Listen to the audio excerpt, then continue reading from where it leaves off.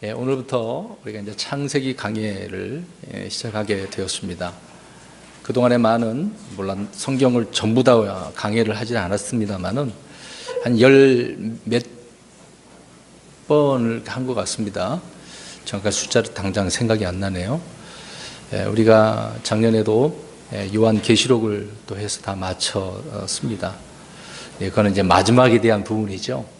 이제 시작에 대한 부분을 우리가 살펴보려고 합니다. 그런데 성경 어느 책이든요, 기초적인 교리가 없으면 이해를 할 수가 없습니다. 성경을 100번이고 200번이고 우리가 읽는다 하더라도 기초 교리가 없으면 이해가 안 됩니다. 그냥 어느 정도 스토리는, 사건은 이해할 수는 있어도 하나님께서 무엇을 말씀하시고자 하는 그런 부분을 잘 이해할 수가 없다는 겁니다. 그래서 기본적인 교리가 중요한 부분이 있기 때문에 우리는 성경 공부도 물론 열심히 읽어야 되겠습니다만은 기초적인 공부를, 기초 교리를 알고 있어야 된다는 것이죠. 왜 이렇게 말씀드리냐면 창세기서도 참으로 어떻게 보면 어렵습니다. 사실 그냥 믿으면 쉬운데 사람의 머리로 이해하려고 하니까 이게 어려운 거거든요. 하나님의 말씀은 참 쉽고 단순합니다. 믿는 자에게는 어려움이 없어요. 근데 이제 또 이것이 우리 한국 책도 아니고 하나님께서는 이스라엘 사람들을 통해서 기록을 해 주셨지 않습니까? 어떻게 보면 또 한편적으로는 히브리 문학이라고 사람들이 이렇게 표현을 합니다. 아무튼 하나님께서는 이스라엘 백성들을 통하여 그들에게 또 그들의 문화와 그들의 어떤 사고방식, 여러 가지 그런 면들을 가지고 말씀해 주신 것이 있습니다. 물론 꼭 그것만이 아니지만, 그래서 어떻게 보면 어려울 수도 있어요. 그래서 우리가 이런 부분을 생각을 하고 당분간 창세기 1장 1절 2절을 몇 주 동안 해야 될 것입니다. 이것을 놓고 좀 어려울 수도 있지만 또 되새김질을 한다는 생각을 하고 또 들으시고 반복적으로 말씀을 읽고 암송도 하고 그랬으면 좋을 것 같아요.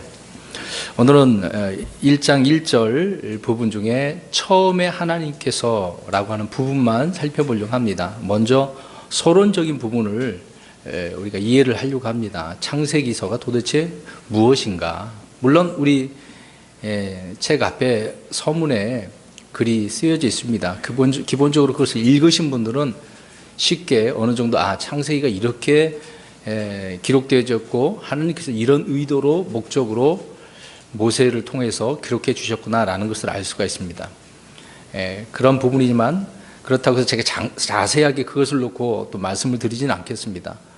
알고 넘어가야 할 부분만 우리가 살펴보도록 할 것이고요. 되도록이면 신학적인 용어도 일부러 많이 뺐습니다. 그것까지 할 필요도 없는 거고요.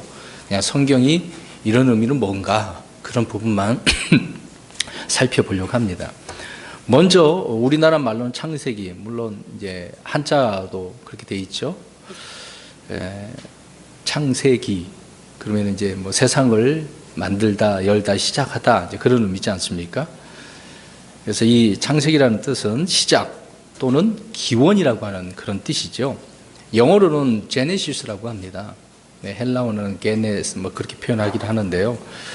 이 제네시스라고 하는 것은 물론 씨앗, 유전자 그렇게 이제 게놈 프로젝트 그런 거 보잖아요. 유전자 그런 거 다 GE가 붙은 단어가 이렇게 여기서부터 시작한다는 것입니다. 또 우리가 성경에 보면 세대 좀 이따가 세대도 찾아보겠습니다만은 제너레이션이라고 하는 것이 있어요. 이게 이 제네시스라고 하는 단어에서 유래해서 여러 방편으로 단어가 사용되고 있습니다. 창세기는요, 성경 전체에 대해서 또 인류 전체에 대해서 시작의 책이다. 아까 이제 씨앗이라고 하지 않았습니까? 그 시작적인 부분을 말씀하고 있습니다. 그리고 하늘과 땅에 대해서도 말씀하고 있고 인간의 역사가 어떻게 이루어졌는지, 시작이 어떻게 됐는지, 또 죄가 무엇이고 구원이 무엇인지를, 또 그리고 아담과 이브를 통해서 결혼, 가족에 대한 의미도 말씀하고 있죠. 또 나라와 언어와 인종과 또 전쟁이 무엇이고 문명은 어떻게 시작되고 다 어느 책에서 나온다고요? 창세기서에서. 다른 문명에 대한 책들보다도 성경을 보면 정확하게 우리가 답을 알 수가 있습니다. 세상 사람들이 만들어 놓은 것은요, 거의 다 추측인 거거든요. 이럴 것이다 라고 해서 희한하게 이야기를 꾸며가지고 그리스 신화처럼, 로마 신화처럼 그렇게 만들어 가거든요. 우리는 그런 책에 흥미를 느끼는 것보다도 하나님의 말씀의 흥미와 재미를 경험해야 될 것입니다. 그래서 이런 것들의 다 처음에 그 시작 부분을 창세기에서 말씀하고 있다. 그리고 1장부터 12장까지 보면요, 현재 인류에 관련된 모든 내용들이 여기 다 들어져 있습니다. 살펴보면 놀라운 것도 많고, 또 나중에 살펴보겠습니다만은 과학자들이 이야기하는 대륙 이동설, 그런 내용도 다 벨리게 때 나눠졌다고 하지 않습니까? 놀라운 일들이 창세기서에 별거 아닌 것처럼 넘어갔는데 아주 과학적인 그런 내용들도 많이 담겨져 있죠. 그리고 우리 창세기에서 그 서론적인 것을 보면 그런 내용들 거기 다 쓰여져 있고요. 창세기 50장은, 창세기는 1장부터 50장까지 이제 말씀을 하고 있죠. 총 50장인데 흔히 이 모세의 첫 번째 책이다라고 그럽니다. 그래서 우리 창세기 성경에 보면 위에다 그렇게 써놨잖아요. 그냥 영어로는 제네시스라고 되어져 있는데 위에다가 이렇게 써놨습니다. 기원이라 하는 모세의 첫째 책이라고. 첫 번째 책이라고 이렇게 불리고 있고, 기록한 사람은 모세입니다. 그래서 이 부분에 대해서 그러면 누가 증언을 해줘야 되잖아요. 정말 맞냐? 라고 할 때 성경은 성경이 증명을 해주고 있습니다. 모세의 글이라고 누가 말씀을 해줬습니까? 우리 예수님께서요. 모세의 글, 모세의 책, 모세의 율법이라고 분명하게 말씀하셨습니다. 창세기 기록 연대는 창조 후에 이제 2500년이 지나서 기록이 되어졌는데요. 창조에 관한 기록은 다 이 모세를 통해서 기록을 해놨습니다. 그럼 이제 의문점이 들잖아요. 아니, 모세는 이 과거에 오래전에 있었던 일들을 어떻게 다 알고 있을까? 사람들이 거기에 이제 의문을 담는 거죠. 그래서 창세기서를 이제 기록할 때 이건 문제가 있다. 이거는 누가 꾸며낸 이야기다. 그런 말을 하는 사람이 많은 거예요. 베드로후서 1장 20절이나 디모데후서 3장 16절 말씀에 따라 모세는 성령님의 영감을 받아서 성령님께서 그를 움직이시는 대로 기록을 한 거예요. 하나님께서 알려주신 겁니다. 심지어 모세는 자신의 죽음과 장사 지내매까지 다 적어놨잖아요. 앞으로 아직 죽지도 않았는데 그 내용까지 다 있잖아요. 그런 내용을 보면, 그래서 그것을 보고 아니 이미 죽기도 전에 이걸 어떻게 기록을 하냐, 이제 그런 말들을 할 거란 말이죠. 근데 이런 것을 볼 때 현대 신학자들은요, 모세가 자신이 이렇게 보지도 않고 듣지도 않고 앞으로 일들까지 어떻게 알고 정확하게 이렇게 기록할 수 있는가, 그렇게 이제 의심을 해서 아까도 이야기한 것처럼 이 창세기서는 문서설이다, 신화다, 그렇게 주장한단 말이죠. 신학교 가면 이거 배웁니다. 요새는 참 웃겨요. 죄송합니다. 이렇게 표현해서요. 저 신학교 갈 때는 하나님 말씀이다라고, 물론 장로교 때였습니다만은, 물론 이제 개혁성경을 보고 그렇게 했습니다만은요. 그렇게 배움을 받았거든요. 근데 좀 시간 지나가니까 어떤 희한한 이제 교수가 와가지고 이런 이야기까지 다 해주는 거예요. 물론 다른 이런 나쁜 신학자들이, 옳지 않은 신학자들이 이런 걸 주장한다라고. 그래서 이제 이런 게 있구나라는 것을 알게 됐던 거죠. 그러니까 여기저기에서 이런 잘못된 신학자들이 일어난 거예요. 하나님의 말씀들을 믿지 못하니까, 의심하니까, 그럴 수가 없다, 어떻게 이렇게 다 기록할 수 있느냐, 이렇게 나온다는 거죠. 그러면 성경 우리 이사야서 44장 28절을 보면 앞으로 250년 이후에 있을 고레스 왕에 대해서 하나님께서는 이사야 대언자에게 미리 말씀해 주었습니다. 여러분 놀랍지 않나요? 이런 내용을 다니엘이 고레스 왕에게 말했습니다. 여러분 어떻게 이럴 수가 있어요? 그에 의해서 이제 이스라엘이 이제 돌아오게 되어지는 그런 내용이 있는데, 느헤미야 1장에 나오지 않습니까? 이런 이야기를 미리 몇백 년 전에 하나님께서 알려주셨다니까요. 그 사람의 이름까지. 그러면 하나님께 이것을 볼 때 하나님께서 과거의 일도 알려주실 수 있을까요, 없을까요? 있죠. 앞으로의 일도 이렇게 하나님께서 미리 알려주시는데, 과거 지나온 것이지만 다른 사람들이 이미 시간이 몇백 년 지나서 죽어서 없어졌긴 하더라도 물론 구전으로 전해져 있지 않았겠습니까? 그렇지만 하나님께서는 직접 모세에게 성령님을 통해서 영을 움직이셔서 알려주셨다는 거죠. 이미 우리가 성경을 이런 것을 볼 때도 하나님은 정말 신비롭게 놀랍게 이렇게 말씀을 기록해 놓으셨구나, 이렇게 믿어줘야 되는데, 이게 안 믿어지는 사람은 의심한다는 겁니다. 꾸며낸 이야기라고요. 그래서 이런 자들을 향하여서 성경은 모세의 글을 믿지 못하는 자는 결코 주 예수 그리스도를 믿을 수 없다라고 말씀합니다. 우리 그 구절을 한번 읽어볼까요? 요한복음 5장 46절 47절 보십시오. 요한복음 5장 46, 47절. 유대인들이 그랬어요. 그들은 모세의 후손, 아브라함의 혈통, 그런 얘기 주장했습니다만은 모세의 글도 믿지 않았어요. 요한복음 5장 46, 47절 시작. 너희가 모세를 믿었더라면 나를 믿었으리니 그는 나에 대하여 기록하였느니라. 그러나 너희가 그의 글도 믿지 아니하거든 어찌 내 말들을 믿겠느냐 하시니라. 아멘. 보세요. 누가 이 말씀하신 거예요? 예수님이요. 그러니까 예수님께서 모세가 창세기서를 물론 신명기까지 기록했다는 걸 주님께서 말씀하셔야 안 하셔요? 하신 거예요. 모세가 썼다고 지금 이야기하고 있는 거잖아요. 의심할 필요가 없습니다. 창세기 기록자는 그래서 모세이고 하나님께서 모세를 통해서 기록하셨다는 겁니다. 모세는 창세기부터 신명기까지 총 5권, 그래서 이것을 모세오경, 모세율법이라고 표현합니다.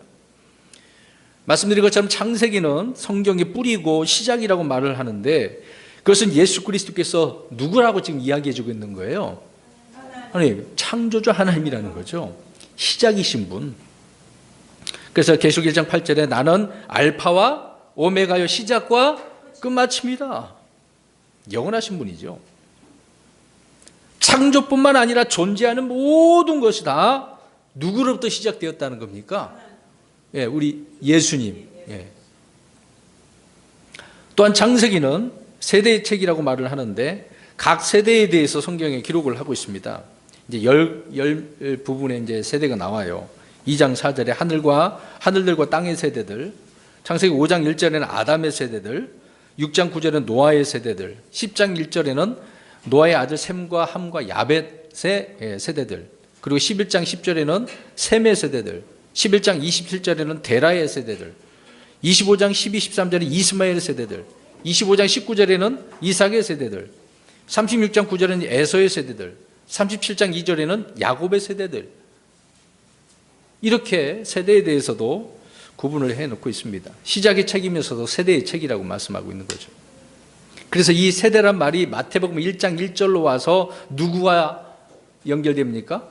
예수님의 세대에 대해서 연결해주고 있는 거죠. 중요한 부분입니다. 여러분, 불신자들과 소위 기독교인이라고 하는 신학자들은요, 성경을 의심하다 보니까 성경에서 특별히 이 창세기를 비판하고 창세기를 부인하게 되어지면 성경 전체를 어떻게 해요? 그렇죠. 그렇게 만드는 거예요. 누가 뒤에서 이렇게 다 조종할까요? 그렇죠. 마귀가 이것을 막 집요하게 공격하게 하고 있습니다. 사탄이 뒤에서 이렇게 조종을 하는 거죠. 우리가 이제 성경을 해석을 하려면 법칙이 있습니다. 첫 번째 언급의 법칙이라고 하는 것이 있어요. 좀 이게 무슨 말이냐면요. 특히 이제 창세기서를 보면 제일 처음에 쓰인 단어가 하나님께서 정확하게 뭔가 답을 주고 있는 말씀이라는 겁니다. 그래서 성경은 성경으로 풀어야 된다고 분명히 사도 바울이 고린도서에 말씀하고 있지 않습니까? 영의 것은 영의 것으로 풀어야 되는 거죠. 그런데 오늘날은 하나님의 말씀을 가지고 하나님의 말씀들을 풀어서 해석을 해야 되는데 그렇게 안 하고 거기다가 무엇을 갖다가 붙입니까? 유명한 책들이나 사람들의 그 말이나 격언이나 그런 것을 가지고 해석을 하려고 그러잖아요. 그러면 오류가 생길 수밖에 없습니다. 아무튼 창세기는 첫 번째 언급의 법칙에 따라 모든 성경의 해석의 단서를 이 창세기에서 답을 주고 있다는 거예요. 창세기에 처음 나오는 단어는 곧 하나님이 언급하신 거예요. 그리고 이것을 통해서 나는 이런 관점으로 내가 말을 하겠다, 시작하겠다, 가르치겠다, 그런 말씀이죠. 또 그런 시각이라는 것입니다. 그래서 우리는 창세기를 공부할 때 성경에서 처음 나오는 단어를 주의 깊게 보고 생각을 해야 됩니다. 이제 예언을 풀 수 있는 핵심 단어가 바로 창세기에 나오기 때문에 그렇습니다. 1장부터 1장까지는 창조 때서부터 이제 아브라함을 부르시기 전의 내용이죠. 그때가 이제 약 2000년 그 기간을 역사를 다루고 있는데요.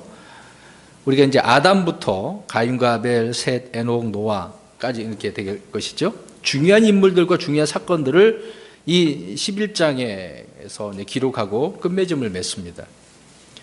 근데 2000년이라는 긴 역사 중에 극히 중요한 부분만 기록을 하고 있다는 거예요. 그 외의 것까지 일부러 다 기록할 필요가 없다는 겁니다. 우리는 어떻게 읽다 보면은 왜 이건 왜 안 해놨어요? 왜 이런 말씀 안 해놨어? 그럴 거 아닙니까? 사람들은 항상 그래요. 그러나 내 관점이 보니까 그래요. 하나님께서 보시는 관점은 필요한 것만 적어 놓은 거예요. 필요한 것만. 그것만 알면 되는 거예요. 굳이 뭐 적어 놓지도 않았는데, 말씀하지도 않았는데 생각할 필요가 없다는 거죠. 하나님은 사람이 알고 싶어하는 사건이나 인물이나 역사를 상세하게 기록한 것이 아니라 우리가 알고 믿어야 할 필요한 것만 기록해 주시고 있다. 그 얘기입니다. 예를 들어서 우리 앞에서 이제 1절에도 보면은 하늘과 땅을 어떻게 하셨어요? 하나님께서 창조하셨어요. 자, 그러면 주로 어떤 이야기가 많이 나옵니까? 하늘의 이야기가 많이 나와요? 땅의 이야기가 많이 나와요? 그렇죠. 땅에 관한 이야기가 많습니다. 근데 이제 천문학자들은 주로 어디에 관심이 있죠? 그렇죠. 하늘, 행성이나 별에 관심이 많잖아요. 그래서 우주 가고 싶어갖고 지금 난리치지 않습니까? 가려고 애를 쓰잖아요. 근데 성경은 창세기 이제 1장 내용에 보면 창조 과정 속에 보면은 별로 끝나요. 하나님께서 해와 달과 별을 만드셨다고. 그게 끝이에요. 그러나 땅에 관한 것들을 많이 기록을 해놓고 있습니다. 계속해서 땅 이야기를 많이 하고 있죠. 그런데 반면에 이제 하늘에 대한 것들을 우리가 생각해 볼 때 하늘에 있는 소망, 하늘에서 우리가 받을 약속은 누구에게 주어졌다고 우리가 알고 있습니까? 우리 그리스도인들이잖아요. 뭐 우주에 있는 것은 아니고 하나님이 계신 곳. 이제 이런 다른 점을 우리가 이해를 해야 됩니다. 그리고 말씀드린 것처럼 땅을 누구에게 주셨습니까? 우리 이제 아담에게 주신 거죠. 물론 앞에 있는 거는 그냥 넘어가고요. 아담의 아들들 중에서는 또 셋에게 주었고, 그러니까 계속해서 실패하니까 그 후손들에게 주고 있는 거죠. 그리고 노아에게, 셈에게, 또 아브라함에게, 또 아브라함의 자녀 이삭에게, 그 다음에 야곱에게, 야곱의 12아들 이스라엘. 근데 이들은 다 자신들의 무슨 행위로 뭐 이런 것들을 받았습니까? 택함 받았습니까? 아니잖아요. 하나님께서 그렇게 택하신 거죠. 부르신 것입니다. 은혜의 부르심과 선택이었던 거죠. 이것은 장차 이 땅의 모든 사람이 자신의 행위나 노력이 아니라 은혜의 택하심에 따라서 값없는 선물을 구원받게 하시려고 하는 하나님의 목적과 의도를 처음부터 창세기서부터 알려주고 있다는 겁니다. 이러한 내용이라는 거죠. 여기까지 이제 11장의 이제 주로 내용입니다. 그 다음에 12장부터 50장까지는 12장부터는요, 주로 이스라엘이란 그 민족의 흥망성쇠에 대해서 또 그 하나님과 어떻게 관련되어져 있는가를 잘 기록을 해주고 있죠. 그리고 이제 본격적으로 이제 출애굽기에 넘어가서 또 설명하고 있는데요. 아무튼 12장부터는 이것을 통하여 우리 신약 성도들은 잘 배워야 되겠죠. 또 본보기에 대한 내용을 사도 바울이 고린도후서에서 다 설명까지 해주지 않습니까? 여러분, 나라를 구성하기 위해서 필요한 것 세 가지가 있습니다. 무엇이 있습니까? 땅도 있어야 되고, 그 다음에 백성, 그 다음에 법, 그렇죠. 이 세 가지. 그래서 주님께서는 아브라함을 불러서 그 후손 중에 이제 백성으로 삼으시지 않습니까? 그리고 모세를 통해서 무엇을 주셔요? 그렇죠. 그리고 거기에 그들이 살 무엇을 주셨습니까? 땅을 주셨죠. 이 세 가지. 그래서 이스라엘 백성들은 하나님이 세우시고 다스리는 독특한 백성이라고, 선민이라고 성경은 말씀을 하고 있습니다. 하나님 이스라엘 땅에 대한 약속을 주셨는데요. 그래서 땅은 물리적인 거잖아요. 실제 있는 거잖아요. 현세적이고 눈에 보이는 것, 육체적인 것이죠. 그 이제 유대인들에게 특별히 먼저 그런 약속들을 주셨습니다. 저와 여러분은요. 반면에 저와 여러분은 아까 말씀드린 것처럼 우리는 하늘에 있는 거잖아요. 그렇죠? 그래서 우리는 하늘에다가 애착을 둬야 됩니다.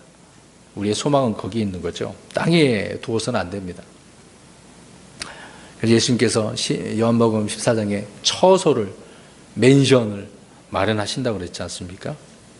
다 이런 다른 점이 이렇게 차이가 있다는 것을 우리가 알 수 있어요. 이제 모세 오경이라고 오늘 이제 창세기를 살펴보고 있는데, 그래서 창세기는 기원, 아까 시작을 다루고 있고요. 출애굽기는 구원에 대한 이야기입니다. 민족의 구원에 대해서. 또 레위기는 민족의 생명의 그 삶에 대해서. 그리고 민수기는 그 민족이 이제 시험을 당하는 시험 내용이 민수기 많이 나오잖아요. 그리고 신명기는 다시 주님께서 이제 말씀하셨을 때 그들이 주님을 찾는 회복에 대한 말씀이 신명기에 기록되어져 있습니다. 자, 그래서 이렇게 모세가 쓴 책들은 다 하나같이 실제 역사이면서도 동시에 미래에 일어날 역사적 사건의 예표들로 넘쳐나고 있는 거죠. 그래서 첫사람 아담은 바로 이 역사적인 인물입니다.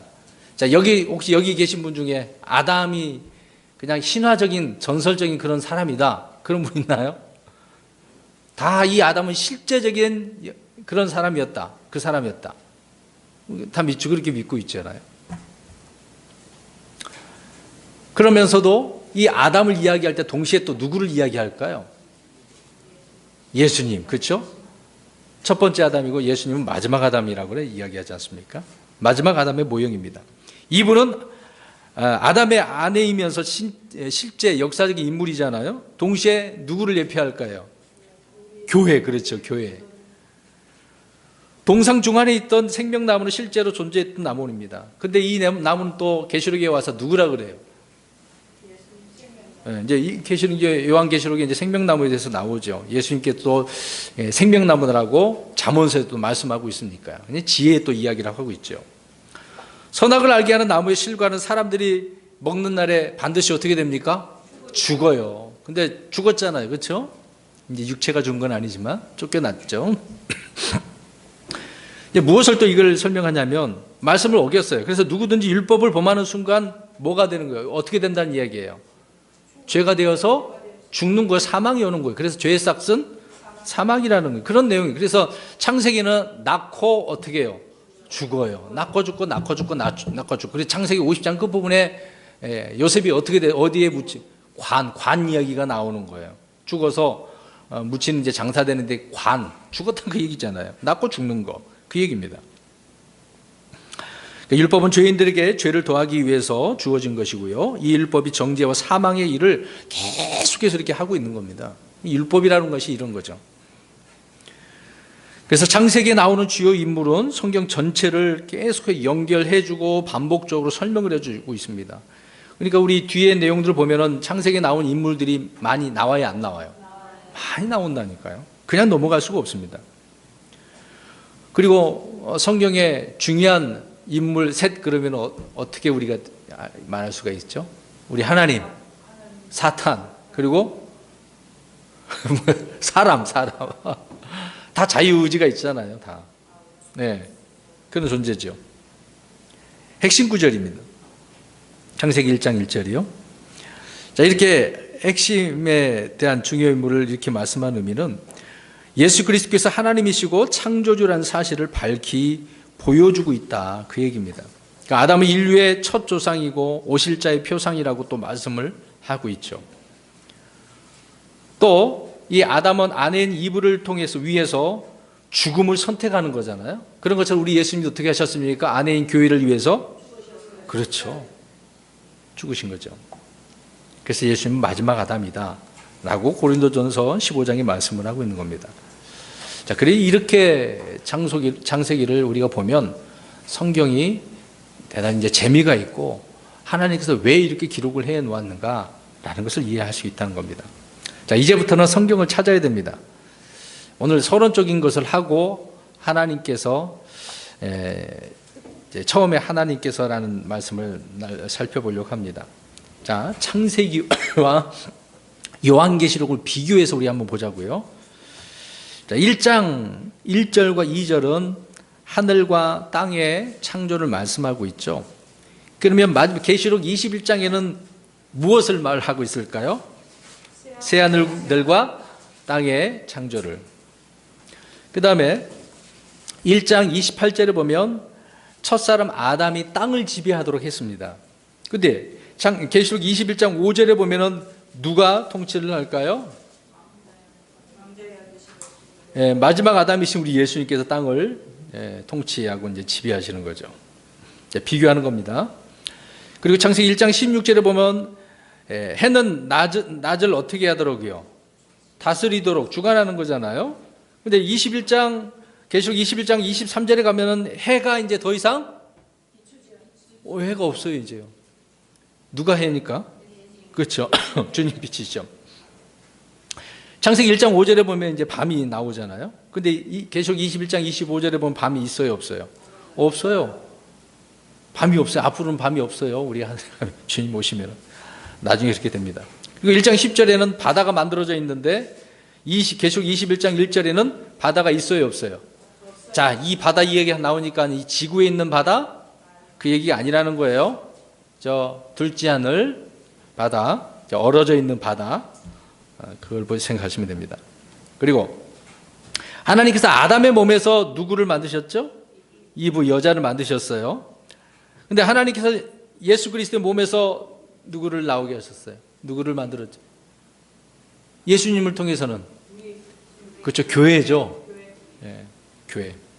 자, 잘 생각하셔서 답을 해주시기 바랍니다. 자, 하나님께서 신부를 아담에게 데려오신 거잖아요, 그렇죠? 잠들게 한 다음에 갈대를 치어서 만드셔서 아담에게 데려다 주셨어요, 그렇죠? 이제는 계시록 19장 7절에 보면은요, 어린 양의 신부는 어떻게 될까요? 예수님께로 데려오시는 거예요. 이제 반대죠. 그렇죠? 주셨다가 이제 데려오시는 거죠. 반대 개념이네요. 그 다음에 에덴 동산에는 생명나무가 있었습니다. 계시록 22장 2절에 가면은 그렇죠. 새 예루살렘 도시 안에 생명나무가 있어요. 좀 이런 다른 점이 있죠. 그 다음에 창세기 3장 15절에 가서 보니까 우리 그리스도와 사탄 사이에 충돌이 있는 씨에 대한 이야기가 나오잖아요. 뱀이 예수님의 뭐를 상하게 하는 거죠? 왜 그걸 헷갈려서 대답을 못 하십니까? 나중에 그럼 우리 하나님께서는 뱀을 머리예요?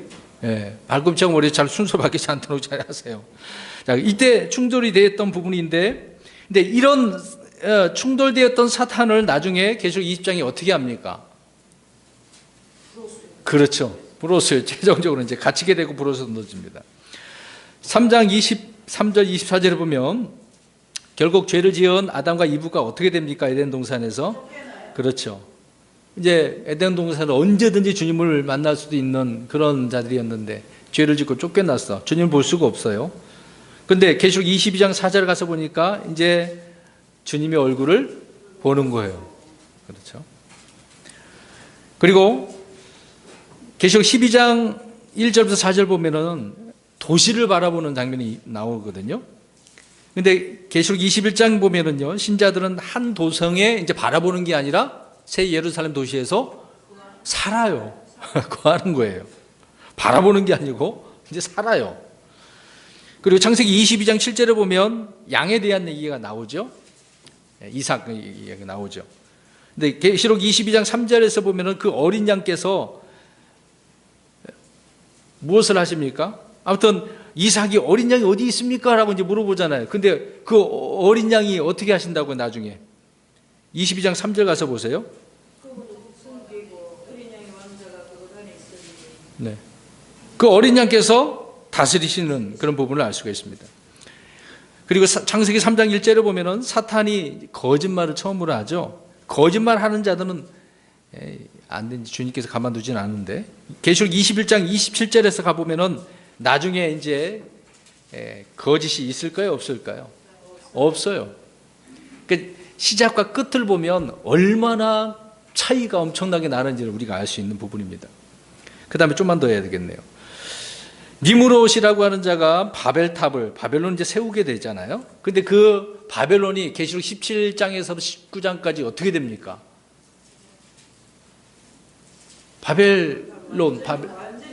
그렇죠. 멸망하죠. 멸망이 나옵니다.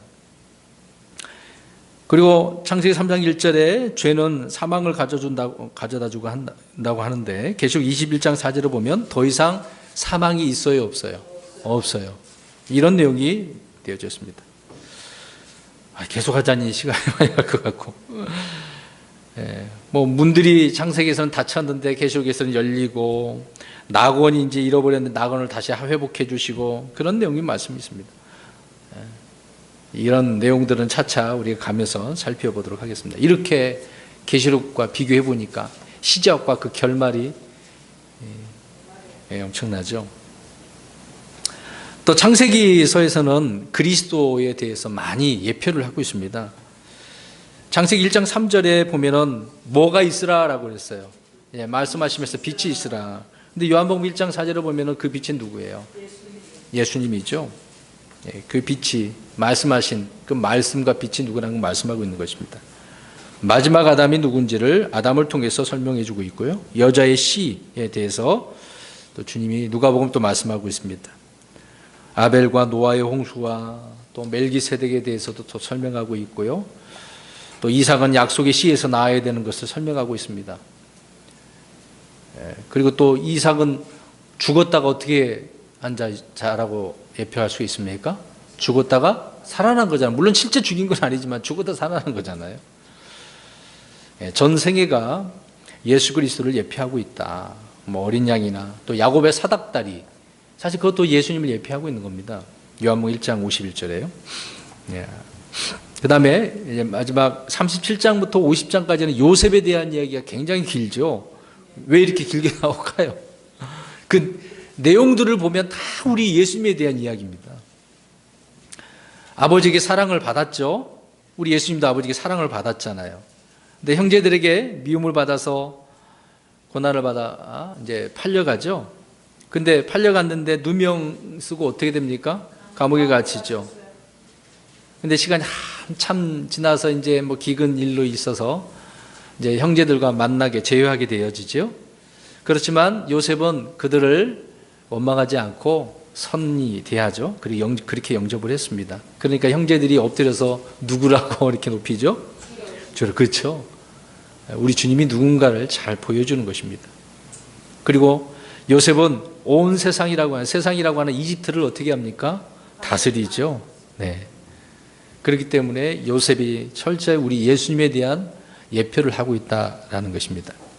여기까지 이제 서론적인 부분으로 우리가 살펴보았고요. 오늘 이제 두 가지만 보려고 합니다. 처음에 하나님께서 우리가 보려고 하는데요. 처음 여기서 이제 좀 오해할 수가 있는 부분을 우리가 좀 살펴보려고 합니다. 말씀드린 대로 창세기 1장 1절은 모든 성경의 시작 부분입니다. 시작입니다. 기원을 이제 말씀해주고 있는 게 창세기죠. 또 성경의 저자이신 주님께서 처음에 하나님께서 하늘과 땅을 창조하셨느니라. 근데 우리나라 말로 하시니라 그래요. 이제 그 우리나라 이 말을 주로 담당하는 곳이 어디 갑자기 이름이 생각이 안 나네요. 무슨 어학 뭐라 그러죠? 갑자기 생각이 안 나네요 단어를. 네네. 국어 무슨 그 문화원인가 한 있어요. 거기에서 이 문제 놓고 문의를 했다고 합니다. 창조하셨느니라고 하는 게 맞습니까? 하시니라 하는 게 맞습니까? 이제 둘 다 맞는데 하시니라도 과거적인 면이 담겨져 있다. 근데 우리가 하시니라 그러면은 과거인지 현재인지 구분이 안 갈 때가 있어요. 물론 이제 우리가 읽을 때 이미 하셨다라고 생각을 하고 있는 거잖아요. 근데 영어 성경에는 ed 과거가 붙어서 하셨느냐 이렇게 말을 하고 있거든요. 근데 우리나라 말로는 조금 이게 어떤 분이 이걸 잘 이해를 못 해갖고 이게 과거인지 현재인지 잘 이해를 못하시고 왜 번역 이렇게 했나라고 또 주장하시는 분들이 있더라고요. 그런데 우리나라 말로는 다 포함하고 있다고 합니다. 근데 저는 하셨느니라라고 이제 좀 말씀을 드리고 싶은데요. 자, 여기서 이렇게 기록을 하심으로 반드시 알아야 할 첫 번째 진리를 여기서 선포해 주고 있습니다. 말씀드린 것처럼 이것은 역사적인 사실이고 예언적인 사실이라고 말씀드렸는데, 하나님은 하늘과 땅을 창조하신 창조주라는 사실을 우리가 알고 그래서 믿어야 되겠죠. 근데 오늘날 사람들이 거짓으로 이제 과학이라 불리는 그것을 이용하죠. 디모데전서 6장 20절에 그것을 이용을 해서 창조주와 또 창조 사실을 부정하게 만듭니다. 창조를 통해서는요, 이 과학을 통해서 하나님을 인정하게 하려고 그렇게 애를 쓰면서 제대로 그게 이제 좀 벗어나게 한다, 그 얘기입니다. 많은 과학자들은 부정하죠. 그래서 얼마 전에 죽은 스티븐 호킹 박사인가요? 호킹이 뭔가 아무튼 그분이 이제 엄청난 과학자잖아요. 근데 주님을 믿지 않는 사람이고 성경에 대한 이제 부정한 그런 사람 아닙니까? 이제 그런 부정적인 말들을 굉장히 많이 한 사람이 그 호킹 박사입니다. 그뿐만이겠습니까? 오늘날 학교에 가보면 창조 가르치는 학교 있나요? 없어요. 다 무엇을 가르칩니까? 진화론, 유물론, 여러 가지 많이 가르칩니다. 이따가 이제 그 얘기를 다 할 건데요. 그러니까 어렸을 때서부터 창조를 믿지 못하도록 아이들을 가르치고 있습니다. 특히 미국 같은 경우에는요, 이런 거 가르치면 그냥 잡혀가는 거예요. 그냥 감옥에 가야 됩니다. 그래서 주일날에 일요일에 말씀드린 적이 있었는데, 어떤 물리학자는 처음에 그래서 이 세상이 생기기 전에 무엇으로 인해서 세상이 생겼다고 그랬습니까? 빅뱅. 그러니까 뭔가 뽕 하고 터져갖고 뭔가 생겼다, 만들어졌다. 여러분 생각해 보세요. 뽕 한 번에 그렇게 법칙으로 인해서 사람이 만들어지고 지구가 만들어지고 별들이 만들어지고 지구 안에 있는 여러 이런 생물체가 만들어질 수 있겠냐고요. 이건 아무리 생각해 봐도 믿어지지가 않아요. 근데 그런 가설을 이제 만들고 철학을 만들죠. 그러나 말씀드린 것처럼 빅뱅은 뻥하고 터지는, 다 불러 태워지는 원소들이 터지는 일은 나중에 있을 일이다, 베드로 사도가 말씀을 하고 있죠. 이 세상이 사라질 때 일어날 그런 현상들입니다.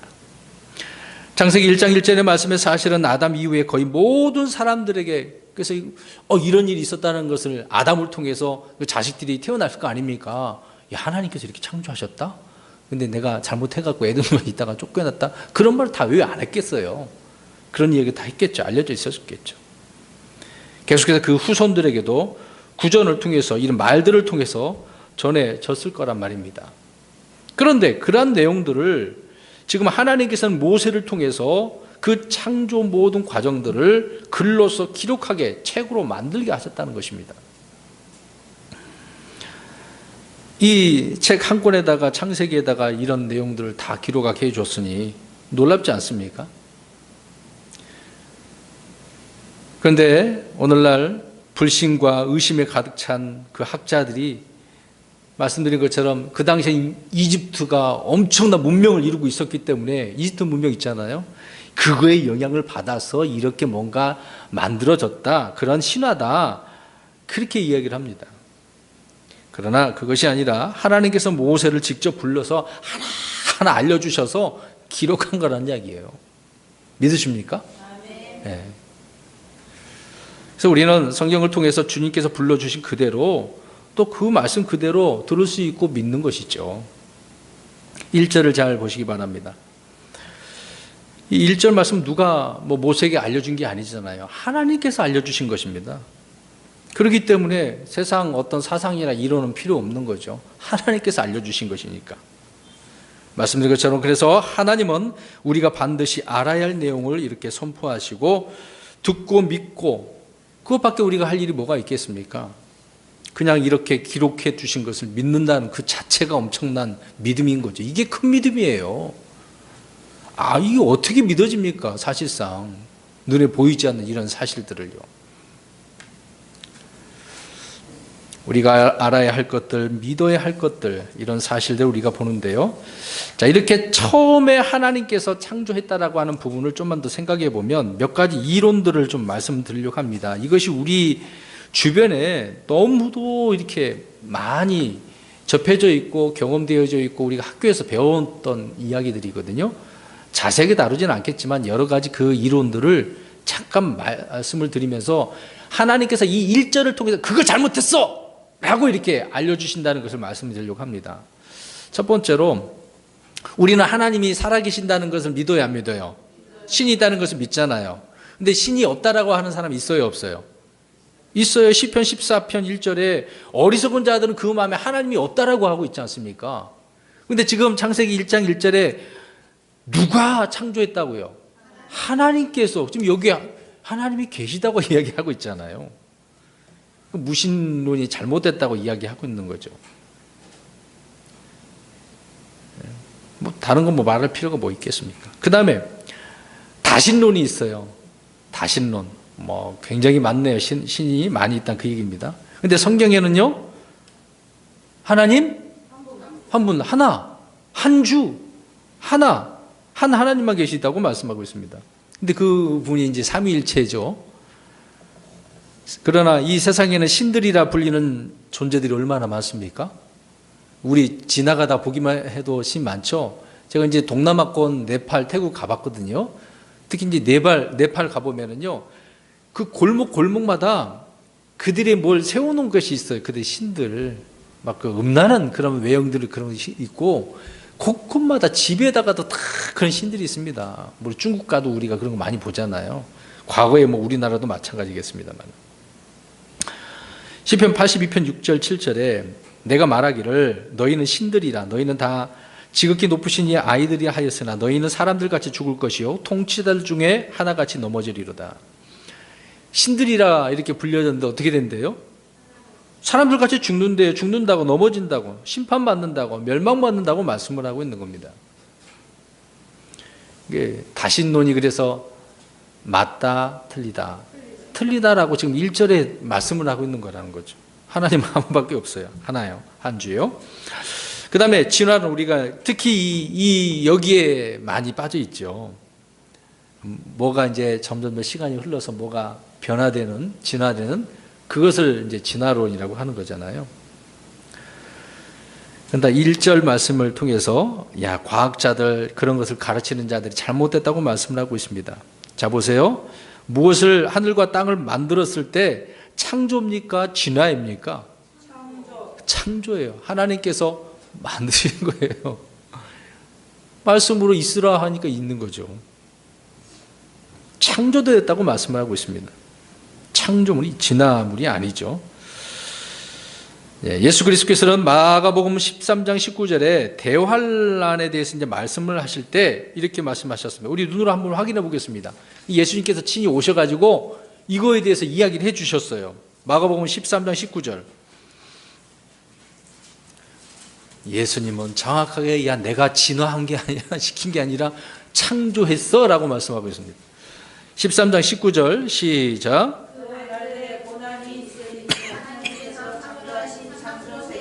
시작된 데부터 이때까지 보세요. 하나님께서, 자 보세요. 하나님께서 분명히 말씀하고 있죠. 창조하신 세계가 시작된 데부터 이때까지 창조에 대해서 말씀하셨어요, 안 하셨어요? 누가 창조하셨대요? 하나님이. 자기가 창조하셨다. 그 얘기 말씀하고 있는 거죠. 그래서 모세가 창조론을 지어낸 게 아니라 하나님께서 이렇게 창조하셨다라고 확증해주고 있는 구절입니다. 이 구절이요. 그러니까 진화론은 잘못된 거죠. 말할 필요가 없어요. 진화론은 다 추측이에요. 추측이에요. 사실관계가 된 게 하나도 없습니다.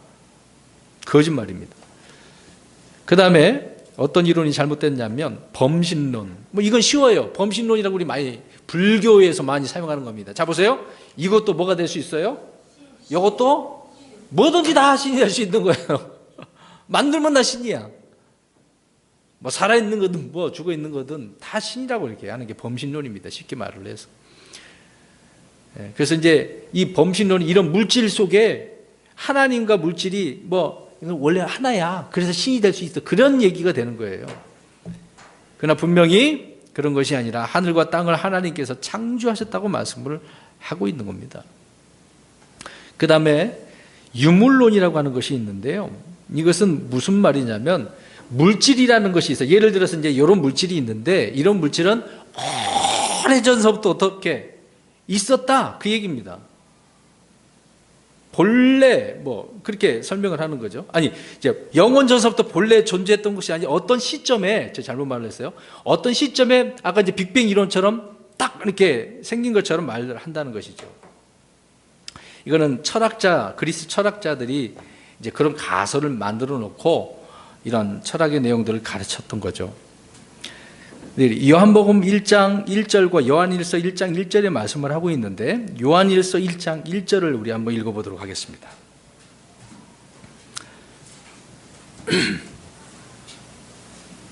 요한일서 1장 1절에 보면은요, 성령님께서는 처음부터 계셨던 것이 물질이 아니라 말씀이다라고 하고 있습니다. 요한일서 1장 1절 시작. 여기까지만 봐도 보세요. 처음부터 계셨던 그것 즉 뭐예요? 네, 말씀에 관하여. 이거 다 그래서 이거 들었고 보았고 만졌다. 처음부터. 그렇기 때문에 이런 선포를 통해서 이런 유물론이라고 하는 것이 잘못됐다. 운명론이 있고 불가지론도 있는데 굳이 거기까지 다 말할 필요도 없겠네요. 세상 사람들이 만들어 놓은 이론들이 이렇게 많습니다. 일요일 날도 오후 시간에 파노라마 이제 성경 전체를 우리가 살펴볼 때도 또 그 전에 이제 광고 시간에도 말씀을 드렸었는데, 이 세상 이념 정치가 얼마나 많아요. 우리는 성경을 기준으로 해서 판단을 해야 됩니다. 자, 계속해서 1장 1절 처음에를 좀 보십시오. 처음에. 근데 이제 여기에 처음에 그러니까 하나님께서 하늘과 땅을 만드셨을 때가 언제라고 생각을 할 수 있을 것 같아요. 그때. 그러니까 이제 총 6,000년이잖아요. 우리가 성경을 보면은 구약 4,000년, 신약 2,000년이라고 표현할 때 6,000년 전에 하나님께서 어떻게 하셨다는 거예요. 1장 1절을 통해서. 네, 사람들은 그 시점이 1장 1절에 말하는 그 처음이라는 단어가 그때 시작이다라고 생각을 한단 말이죠. 근데 그게 아니다라는 것을 말씀드리는 겁니다. 이 처음이라는 말은 지금부터 6,000년 전을 말하는 것이 아니라는 것입니다. 대부분의 성경학자들은 우리 성경에도 뒷부분에 보면 그런 나와 있어요. 어셔 주교였는데 이 어셔의 연대기에 따라서 그것을 근거로 창세기 1장 1절의 처음에가 이제 구약으로 표현하자면 BC 이제 4,000년경이거든요. 그렇게 생각한다는 것입니다. 연대기가 그렇게 시작한다고 생각을 해요. 거기부터 시작하면 안 되거든요. 이제 3절부터 우리가 생각을 해야 되는데 그 뒤에서 이제 3절, 2절, 3절을 할 때 이제 더 말씀을 자세히 드릴 것인데요. 아무튼 이 처음이라는 것은 시작점을 말하는 게 아니다. 자, 그러면 이제 요한복음 1장 1절을 보십시오. 요한복음 1장 1절을 보면 알 수가 있습니다. 1장 1절 시작. 자, 여기서 처음에 뭐가 계셨어요? 말씀이. 그럼 말씀이 누구라고 지금 나와 있죠? 예수님이에요. 그러면 처음 요한복음에 나오는 이 처음은 언제를 말하는 것 같아요? 그렇죠. 시작점을 말하는 게 아닙니다. 근데 대부분 창세기 1장 1절이 시작을 이야기하는 부분이 있거든요. 요한복음 1장 1절에 처음에 말씀이 계셨다. 요한일서 1장 1절에는 처음부터 말씀이 계셨다라고 했습니다. 그러면 예수님께서 6,000년 전에 계셨다고 이제 그렇게 해석을 하려고 하는 부분이 있는데 전혀 말이 되지 않는다는 거죠. 이것은 구약 4,000년 전에 그 경을 말하는 게 아니라는 것입니다. 자, 골로새서 1장 18절을 보십시오. 골로새서 1장 18절.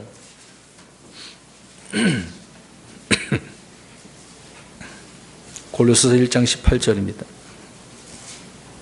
읽습니다. 시작. 그래서는 몸 곧 교회의 머리시니라. 그분께서 시작. 여기서 이제 beginning이랑 오늘 영어로는 1장 1절이 in the beginning 그러거든요. 근데 같은 단어가 쓰여졌습니다. 시작.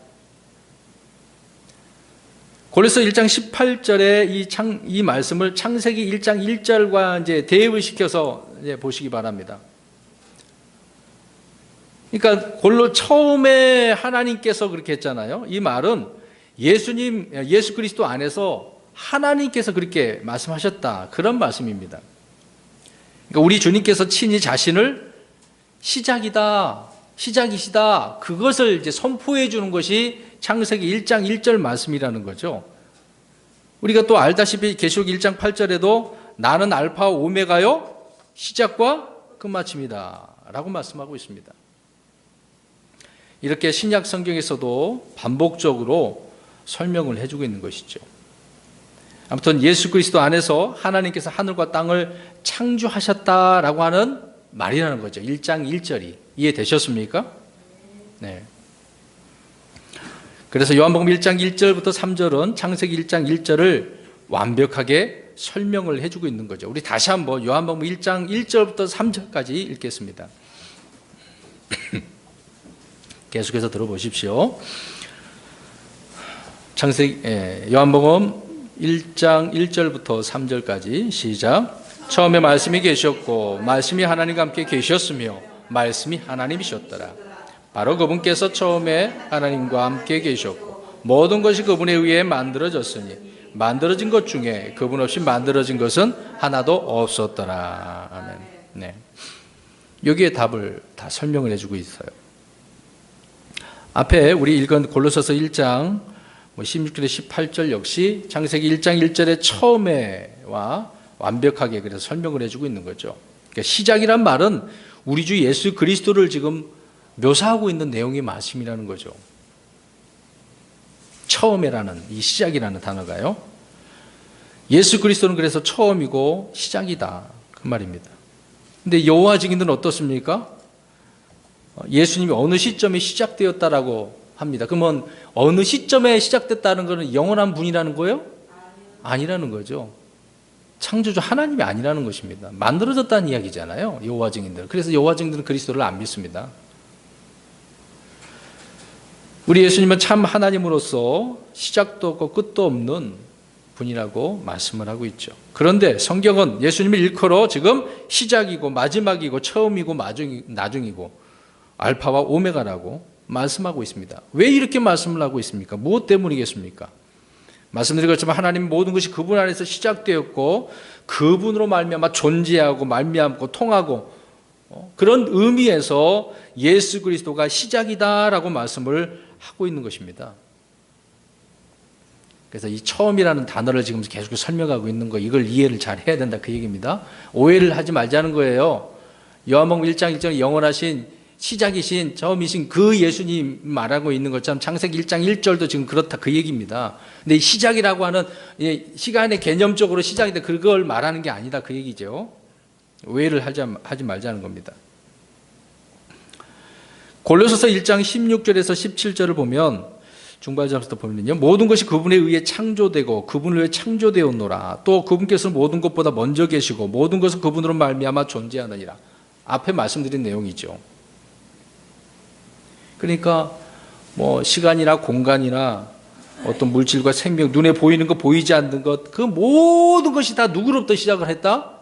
예수입니다. 그래서 우리 주일학교 1월 1일 첫 주서부터 시작은 우리 예수님이라는 계속 지금 2월 달까지 반복적으로 말씀을 전했어요. 똑같은 내용이 앞에 설명하고 계속적으로요. 우리 예수님 누군가를 알리기 위해서. 이 시작이죠. 그러면 창세기 1장 1절의 시작, 처음은 시간적 개념이 아니라 누구라고 하는 이 존재의 개념을 말하고 있다. 그 얘기입니다. 근데 대부분 창세기 1장 1절을 어떻게 알고 있어요? 네, 그냥 이 출발 그 시점을 이야기하고 있다는 거죠. 근데 그 얘기 아니라는 겁니다. 또 뭐 우리 예수님은 그뿐만이겠습니까? 교회의 시작이시죠. 구원의 시작이시고 창조의 새 창조의 또 시작이시고 믿음의 시작이시고 이런 말씀들이 신약에도 여러 번 말씀하고 있습니다. 우리 한 구절 또 보겠습니다. 요한복음 8장 25절 보세요. 자, 이것도 우리가 이 단어를 오해하는 것 같아요. 이 땅에 오셔서 내가 죄송합니다. 감기가 다 안 나왔어요. 처음부터 말했다고 하는 것이 이제 오해를 하고 있는 거예요. 자, 8장 25절 우리 성도님들이 다시 읽어 주십시오. 시작.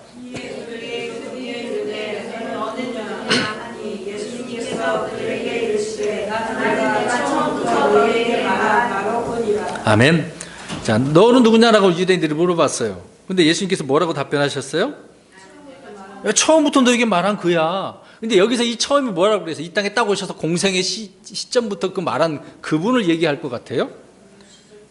예. 내가 영원하신 이 시작인 그 말을 한 그야, 자기 자신이야, 그가 바로 나야, 그 말씀을 하고 있는 겁니다. 요한복음은 누구를 강조하고 있다고 그랬어요? 예수님이 누구라고? 하나님이라고. 그 얘기거든요. 오해를 했었던 거죠. 그러니까 처음이란 창세기 1장 1절을 우리가 잘 이해를 해야 될 것입니다. 시간적인 계명은 뒤에 다 답을 얻을 수 있어요. 그 다음에 처음에 하나님께서 이제 이거는 짤막하게 말씀드리면 됩니다. 1장 1절 계속해서 보십시오. 자, 하나님이라는 단어가 나오는데요. 여기서 하나님이라는 단어는 엘로힘입니다. 히브리어 엘로힘. 나눠드린 유인물 보시면 좋을 것 같아요.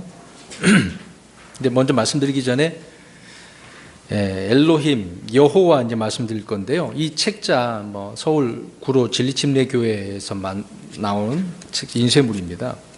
예수 및 여호와인가 아니면 야훼, 야호인가 이제 기록을 하고 있거든요. 지금 야훼로 가르치는 것은 다 가짜입니다. 틀린 거예요. 이교도 신을 말하는 게 야훼인데 이걸 하나님이라고 지금 여호와라고 가르치고 있습니다. 그 내용을 여기서 이제 필요하신 분 보시고 이해를 하시면 될 것 같아요. 이제 거기까지 자세히 이제 그걸 말씀드리려고 하는 건 아닙니다. 자, 1장 1절에 나오는 하나님이라는 단어는 엘로힘입니다. 자, 히브리어 원문을 강조하는 사람들은요, 그래서 굉장히 이 엘로힘 강조를 하죠. 여호와 이름을 통해서 하나님의 성품을 이해하는 아주 중요한 근거로 삼는 것이 이제 원문주의자들입니다. 그러나 킹제임스 성경은 엘로힘은 하나님, 여호와는 주로 번역을 했어요.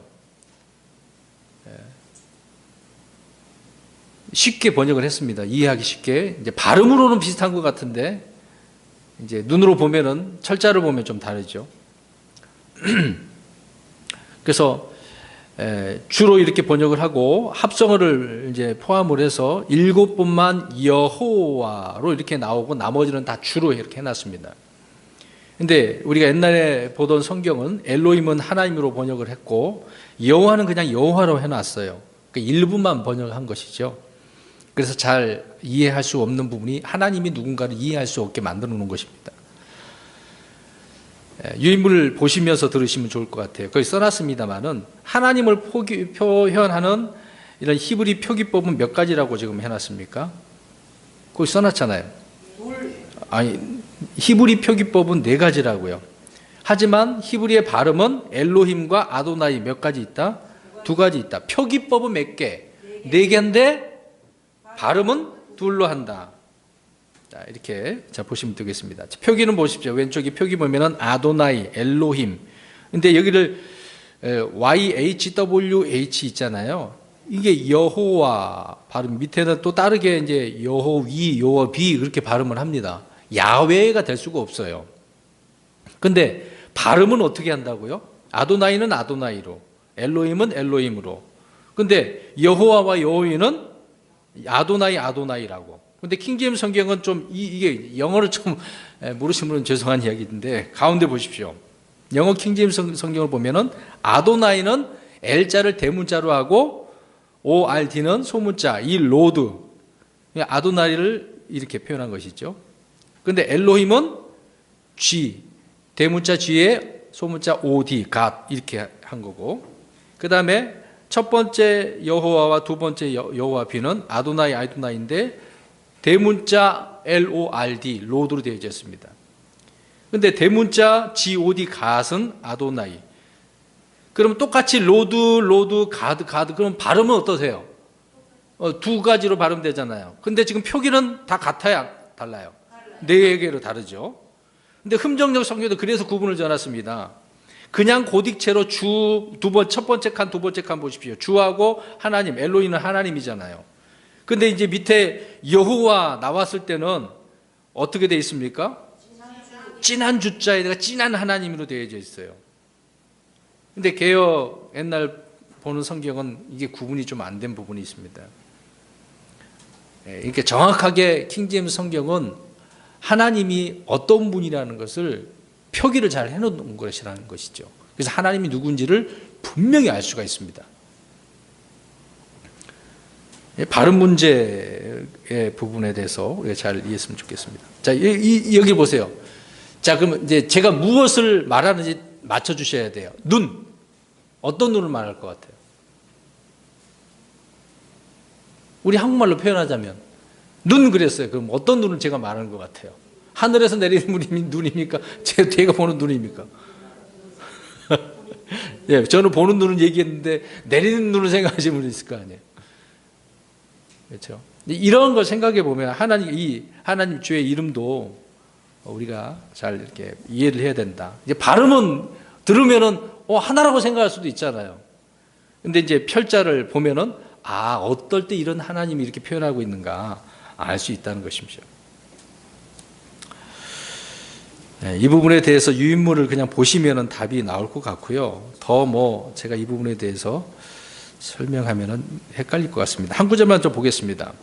마태복음 3장 3절을 보십시오. 여호와 하나님을 이제 대문자 LORD로 이제 표기를 하고 주 예수 그리스도를 대문자 L에 소문자 ORD 로드로 이제 표기해 들을 때 같은 발음이기 때문에 같은 분으로 이해할 수밖에 없겠죠.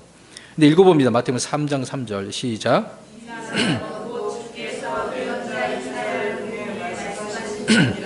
이르시되 광야에서 외치는 자의 소리가 있어 이르기를 너희는 주의 길을 예비하라 그분의 행로들을 굳게 하라 하였느니라. 자, 여기 주의 길 할 때 이 주는 어떻습니까? 그렇죠? 네, 여기는 그냥 대문자 L에 소문자 ORD 그냥 주, 맨 위에 있는 주로 보시면 되겠습니다. 표기를 볼 때. 그 다음에 한 구절 또 볼게요. 이사야 40장 3절 보십시오. 이사야 40장 3절. 이사야 40장 3절 있습니다. 시작.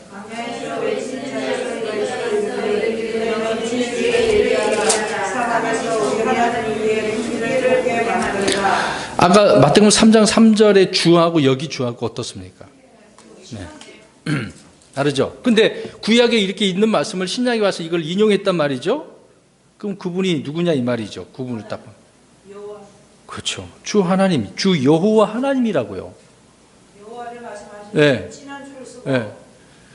그러니까 우리 예수님이 누군가를 명백하게 설명해 주고 있다. 이렇게 구분을 해놨다는 거죠. 근데 이걸 구분을 제대로 안 해놓으면 예수님이 누구라는 것을 모른다는 이야기예요. 예? 어떨 때는 여호와라는 하나님을 강조하고 있는데 그냥 주라고 생각한단 말이에요. 예수 그리스도만 해가면 안 된다는 거죠. 그래서 이런 구분을 해놓은 성경이 얼마나 중요한가를 우리에게 말씀을 하고 있는 것입니다. 이런 부분에 있어서 우리는 처음에 하나님께서 그분이 누군가 창조주 하나님이시고 시작이시고 여호와 엘로힘 아도나임 하나님이다 라는 것입니다. 자, 결론적으로 처음에 하늘과 땅을 창조하셨던 하나님은 어디에 계실까요? 저 하늘에 그냥 멀리 계십니까? 아니요. 네. 저와 여러분 안에 있어요.